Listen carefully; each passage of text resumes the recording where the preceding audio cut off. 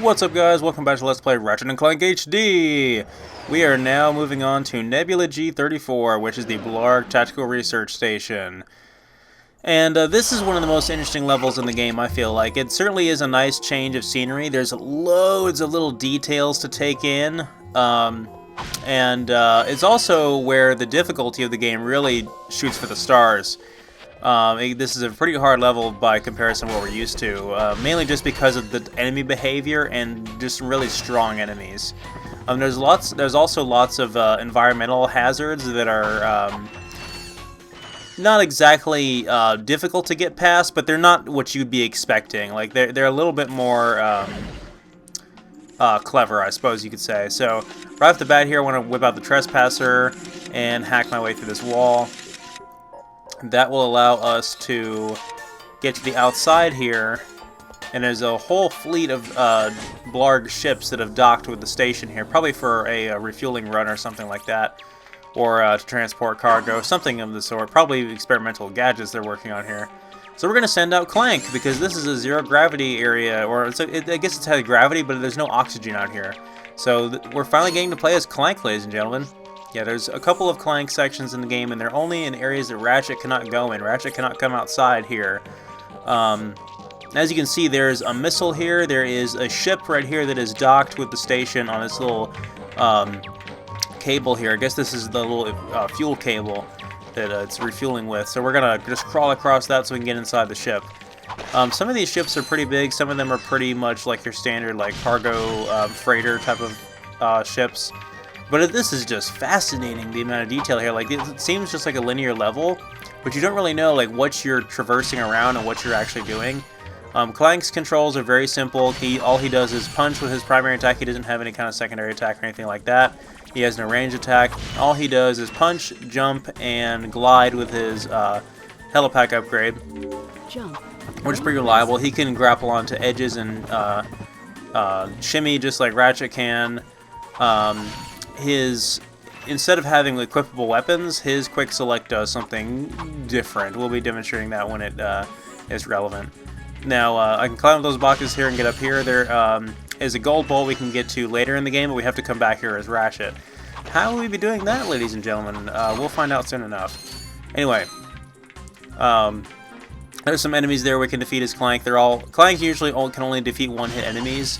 The larger enemies just overpower you too easily, and Clank has the same amount of hit points as Ratchet, but he's just not cut out to fight these larger enemies. This was just really cool. Like, I love the Clank sections, especially in the first game, where you get to like just take in the scenery and this sense of foreboding atmosphere that's out here. And we're connecting to another fuel cable here as we're going over to another ship, a much larger ship. This looks like some kind of, you can see that gold bullet there now. This ship looks like it must be some kind of combat vessel, and we'll see why when we get inside. Of course, there is some weapons on the outside, so it might be just like a military frigate or something like that. No idea. And there's a very, very tough enemy in there, and he will eat us alive if we go anywhere near him, so we're going to be avoiding him.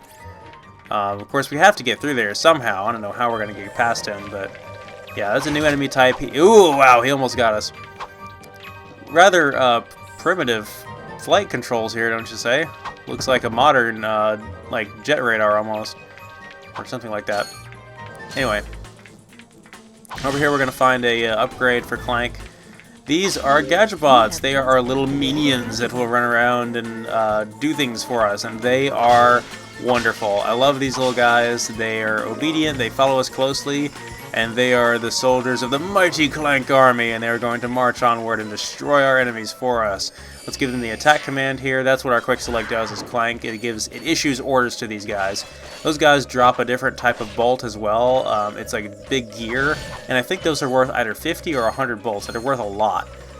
So yeah, tough enemies we're fighting now. And you can also use the enter command to send your gadget bots into nodes like that, and once you've met the required quantity, you can open the door, the force field, whatever.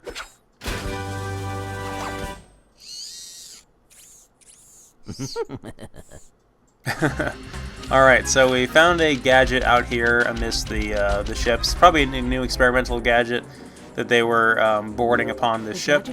And I'm assuming those aliens either ate the crew, or the crew is inside the tactical station while the ship is refueling. Because there's no Blarg out here, it's just the alien things that we just killed. I'm assuming that there's no... I mean, even if there were Blarg out here, I'm assuming that they would have air masks or space helmets of some kind, because they have their ship wide open, you know, it's completely exposed. But whatever. Very, very brief gameplay there as Clank. That was a very short part of the level. We will be we'll be playing as Clank more often later in the game. This. Hey, cool. It's a what is it? A hydro displacer. Great. I always wanted one of those, I guess. Alright, so we're back to playing as Ratchet, and we've acquired the Hydro Displacer, which is another gadget type thing that we'll be using. We won't be demonstrating until the next level. Now, there's a new weapon available here at the vendor. It's called the Taunter, and you notice it's very cheap. It's only 2,500. It's as much as we paid for the blaster or the Parositor. I'm going to adjust my setup real quick here. I don't really want the Hydro Displacer on my quick select, and actually nor do I really want the Trespasser. You can have gadgets on your quick select if you wish. I just choose to have weapons on there so I can switch out on the fly. The swing shot I like having. If I have any gadget on my quick select, I like having the swing shot on there. So, the Taunter is a very interesting weapon. It uses no ammo, much like the suck cannon does, and we'll be demonstrating what it does very soon here. The other weapon I bought, I went ahead and bought the Glove of Doom. I normally do not buy it ever in the first game here, but I have an interesting idea of something I can do with it later on, so I think I'll give it a shot, mix things up a little. It is a very powerful weapon, but I really don't think it's worth it. There's so many opportunities that I'll be demonstrating it soon here as well. But there's so many opportunities that you would rather just kill the enemy yourself. But it has its uses, and I'll be demonstrating that whenever it's relevant. It also has a very, very low ammo capacity. The Glove of Doom does. Trying to get rid of these little mutant things here, but they're very quick. But also they like to climb out of the ceiling from those vents there. There's a new enemy type here. This is your Blarg Commandos, and they have, or Blarg Space Commandos is what they're called actually. They're a two-hit enemy. They have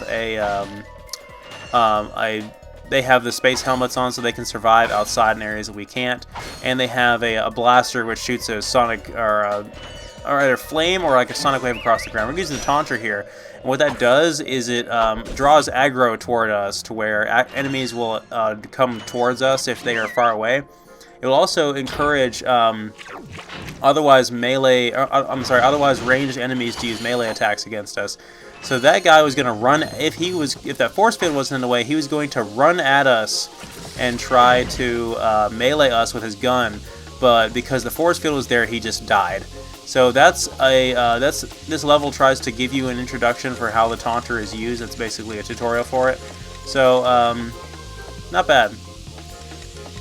Gotta trespass our way into this door here, if I can remember how to do it. There we go. Now, some of these boxes, I'll tell you already, have those little mutant things in them, so we're just gonna shoot them and get it out of the way.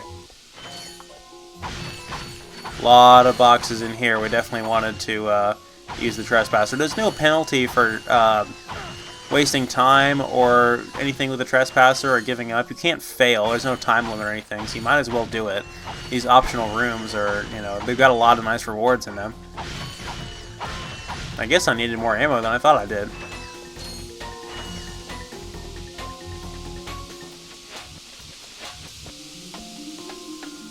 Yeah, the Glove of Doom does not start out with, well, actually, all weapons don't start out with full ammo, so I need more ammo for the Glove of Doom before I can really use it all that well. Now, again, the Taunter, it may seem like it's very situational, but I did buy it for some very important reasons later on. It has a combo with another weapon that's one of the best combinations in the game. There are some environmental hazards here. These are the kinds of hazards I was talking about that are they're advanced level platforming hazards that you don't think we would be up against at this point in the game. The swing shot target here, another Blarg Space Commando. We're going to go ahead and demonstrate the Agents of Doom on him. What it does is it drops down a little bomb, and within that bomb is like 5 or 6 of these little guys, And they run around, they seek out enemies, and they explode, and they deal a lot of damage. They're very powerful. Alright, this is going to be tricky. We're going to go up against these new enemies here. The ones we saw the one while we were outside as Clank. Now we're going to be fighting these guys up close, and they're very tough. They're about a 3 or 4 hit enemy, and they are very fast. And they also counterattack every time you hit them.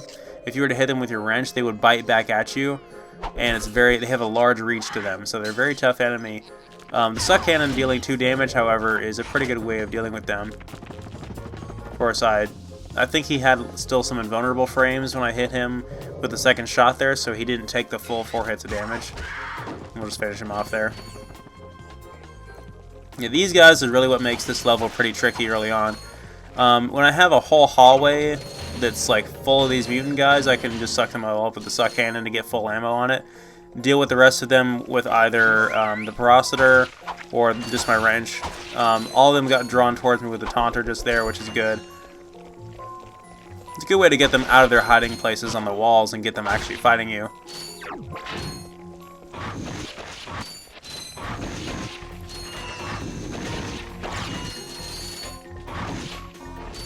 Now this is pretty much what the Parositor is good for, is dealing with large groups of one-hit enemies like that. Alright, we're going to deal with this guy up close. I love their death animations, those guys. Like, their visor shatters and they go flying backwards. Alright, so there's a checkpoint here. We can buy more ammo if we wish. You can tell a level is really long and ambitious when they give you a Guidetron vending machine in like the midway point. I was hoping that the Agents of Doom would go after the guys back there in the back row, but sadly it didn't. Oh well, we dealt with them nonetheless. We can suck up these guys afterwards. Before we break that force field and move on, there's lots of little goodies we can get in the side areas here, including some more ammo. And on the second floor, there's a lot more bolts we can get as well, which we'll want to take advantage of. And here is a room full of these little mutant guys and a gold bolt, and of course, we already have full ammo, or close to full ammo with the suck cannon, so thing is we can't suck up more enemies until we empty it out. So if we stop taking in enemies, we only have like 3 or 4 shots in there, we won't be able to get the 5th shot unless we empty it. So better just kill these guys. Oh, if I didn't say so before, the Taunter can break boxes just with the sound of it alone. So that's actually one of its more what do you call it? Adds some utility to it. The fact that you can save some time and break boxes without having to wrench them. You just kind of approach the box and it blows up, and you don't use any ammo. Alright, I wonder if I can kill... Yes, I can kill these guys by using the Taunter on them and luring them into the force field. When an enemy does that surprise animation like that, that means that they're trying to come towards you because of the Taunter, but they're at like the maximum reach they can get to. So they can't come any closer at this point. Bomb Glove is still good. Alright, now right here, here's another opportunity to kill these guys with the Taunter before I even have to fight them.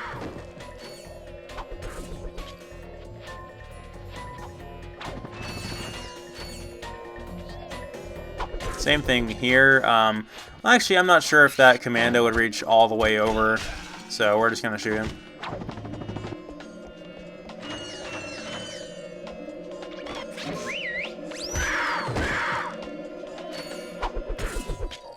Very easy way of dealing with those guys, but again, it doesn't really make the weapon overall good because it is it's a situational thing. Like, it's only going to be good that one time. Alright, time for a boss battle against the Alien Queen. And this is the first boss battle in the game, ladies and gentlemen. And it's pretty tough for this point on because we can only take 4 hits right now. And every time you deplete a section of her health bar, she spawns in more enemies to deal with us. And there is a way that we can ignore these guys and go up to her and deal more damage, but you can see she's on the defensive when these enemies are in the area. So I can try to come up to her and hit her with a few bombs. I don't think she'll counterattack, but the way she keeps moving out of the way is pretty tricky. So when she's on the offensive, she'll try to attack us and snap at us with her huge neck, just like the standard guys do. And she's pretty dangerous. The Agents of Doom deal a lot of damage, though, as you can see. And those are really my best bet. I want to use a few of them and follow up with the Suck Cannon. The Suck Cannon is my next most powerful weapon. That and the Bomb Glove. But I can't really get a good angle at her with the Bomb Glove. I think the Agents of Doom are giving up trying to chase her. Oh, there they go. Alright. Now, real quick, these guys, they're going to come at us here. She spawns in 2 more of the smaller aliens, and they're very... 2 of them ganging up on us is going to be really dangerous, so... do some damage to her with the blaster there. She doesn't have a lot of health for a boss, but... still pretty challenging at this point in the game for what we're used to. Alright, finish her off with the Suck Cannon. We got to demonstrate a lot of variety of weapons there. That went pretty well. That was a fun boss. We made it look a lot easier than it really is, though. Don't worry, this game has a few bosses. Pretty much every game later in the series will have a lot more bosses than the first game. The first game only has, like, I think 4 or 5 bosses total. But the other games in the series have dozens.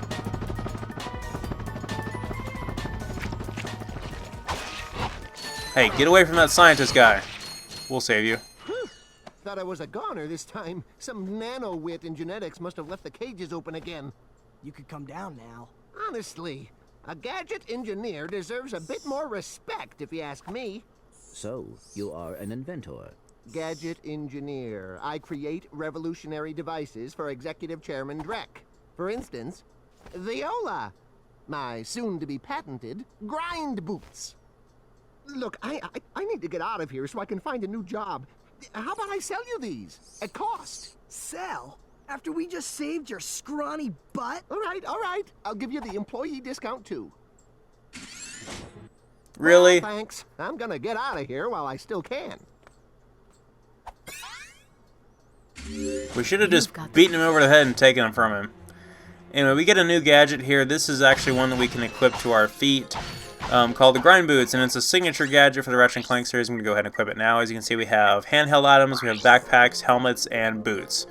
So these are our first boots. What it allows us to do essentially is, I don't think they're like magnetic or anything, but they just kind of have grooves in them to allow us to attach to rails like this so we don't fall off. And we can just sort of grind. Again, it's the whole, like, you know, oh, skateboarding was popular with all the kids at the time and that kind of thing. And I guess that's what they were going for. Like, this is an early 2000s game, but it's still cool. And it makes for some of the signature set pieces of all the Ratchet and Clank games, for the most part. Ow. Yes, we did that on purpose. Because you can always do that there. So they may look a little goofy right now. We don't have anything that really goes with them. But there will be some longer and more challenging grind boot courses later in the game.